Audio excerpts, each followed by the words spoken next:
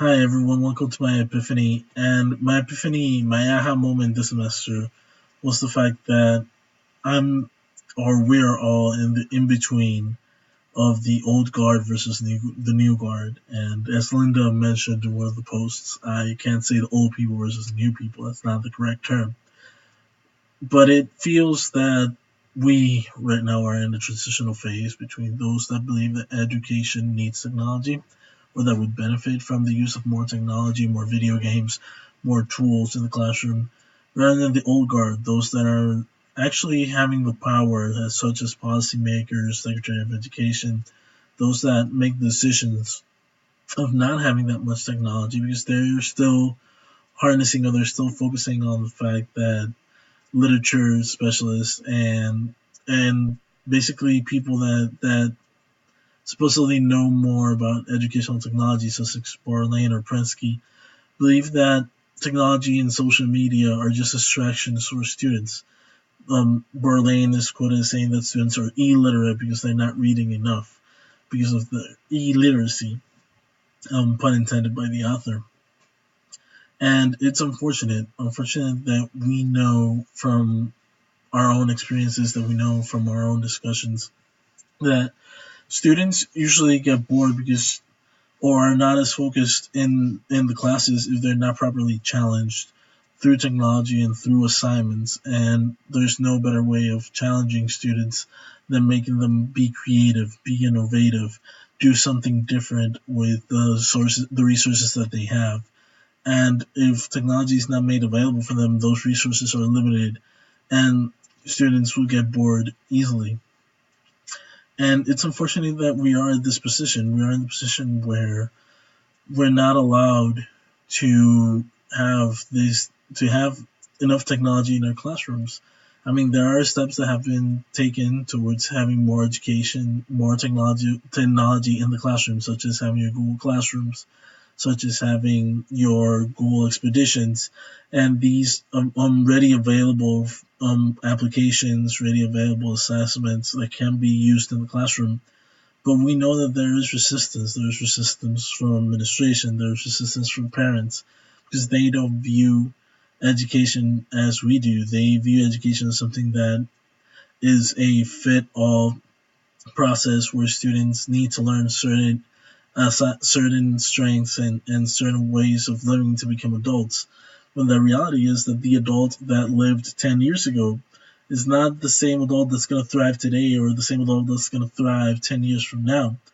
I mean, I remember growing up and being in elementary and middle school where teachers would grind all the time. You need to learn how to spell correctly. You need to learn how to write correctly. And writing correctly, yeah, communication effectively, but do I really need to spell correctly when I have a spell check? When Microsoft Word can just know what word I'm trying to write and quickly change the order of the letters or add a new letter or take out a letter to write the definition or to write the correct word. Or if it doesn't understand the word that I want to use, it gives me a list of 3 or 4 possible words that I can choose from to use in my writing. I think that things are changing and evolving, and people are just not, or at least society in general, is not just up to date to what we are experiencing in the classrooms and what the new adult of the new 21st century needs. And unfortunately, we as educators are caught in the middle because we know what our students need, yet we're unable to provide to our students. Case in point, look at our pre-service teacher program, our teacher education program. We know that we need to integrate technology into our classrooms. We know that we need to integrate as much educational technology as we can to these pre-service teachers that are going to be in the trenches in the next two years. Yet there are no courses that are directly given to them or suggested to them for educational technology, such as this one, or even 401. These courses are left for graduate studies. These courses are left for those that already have a degree, that have already been in the trenches for a few years, and they're now getting courses on how to integrate technology, how to integrate all these apps, all these new ways that we've learned to use in our classrooms. And I think that's not effective. I think that pre-service teachers need to have that information readily available for them. And when I was conducting my interview for with students, I also did surveys. And one of the main things that shocked me, and students are aware of this, is that we as professors ask them to create new things, to be innovative, to use a lot of different technologies, a lot of different programs. Yet there isn't a course to teach them this is what creativity would be, or what is to use this technology or X technology. They're always stuck in PowerPoint or in Prezi. Then they don't have a course that teaches them, hey, these are all the other platforms, these are all the other programs that you can use to present in XY fashion. And it's I think it's kind of ironic that we know that they don't know how to use these programs, yet we're always asking them to bring something new to the table, bring something that we've never seen before, or bring something that's going to make class interesting. Yet by the third or fourth presentation, it's another PowerPoint and everybody's bored, or it's another Prezi and everybody's bored.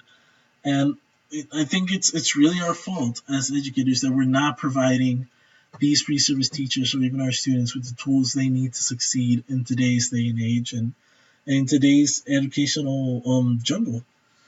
And that's why I think it's our responsibility as educators, as knowledgeable educators, that we've been through this class, that we've seen other educational courses, that we've taken all these courses, and basically fight the system that doesn't promote having these courses as a general requirement in teacher education programs, that doesn't promote that these courses be part of our required courses in our master's or in our doctoral courses, when we know that in 2017 we need educational technologies. We need to know how to not just how to work our Microsoft Offices or how to work with Google Docs or Google Slides.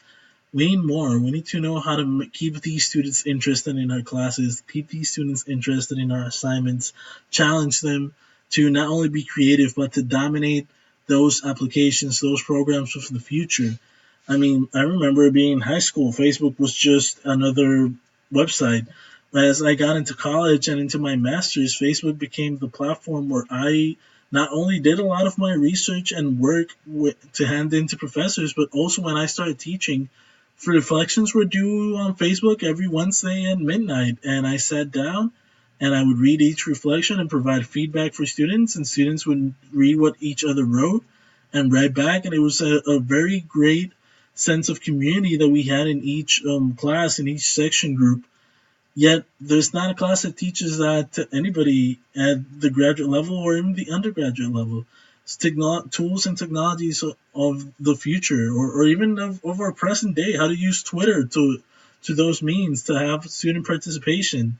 It's difficult to know that the younger generation has all these tools available that we can use for education, yet there isn't a course that focuses on using those tools for education, or translating it from just it being a tool to pass the time towards an educational tool. It's frustrating, and I think that again we as educators need to fight against that, and ask our administrators, and ask educators them have decisions or have the ability to make decisions. Why aren't we teaching this? And many people argue that teachers shouldn't be getting into all these policy talks and all these politics.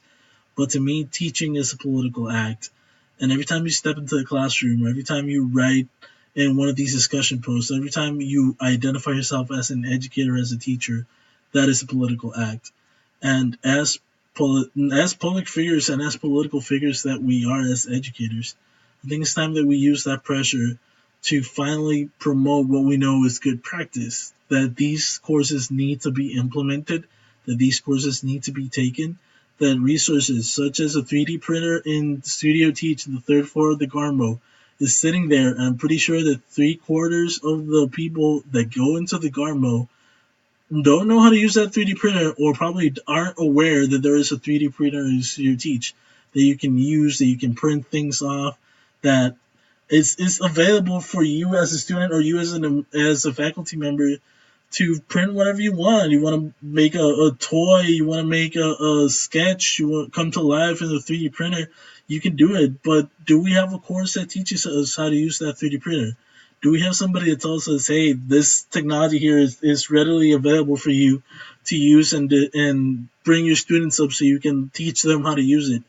I think that it's ironic that again we have all of these resources and readily available, easily available, almost freely available. Yet there isn't a class that teaches us how to use it for educational purpose, or doesn't teach us how to use it at all. And like I said, it's a pretty depressing point of view. It's a pretty depressive epiphany aha moment, but it was my aha moment of we need to act to have these type of courses and have educational technologies be part of the curriculum not only for undergrads but also for grad students around the nation.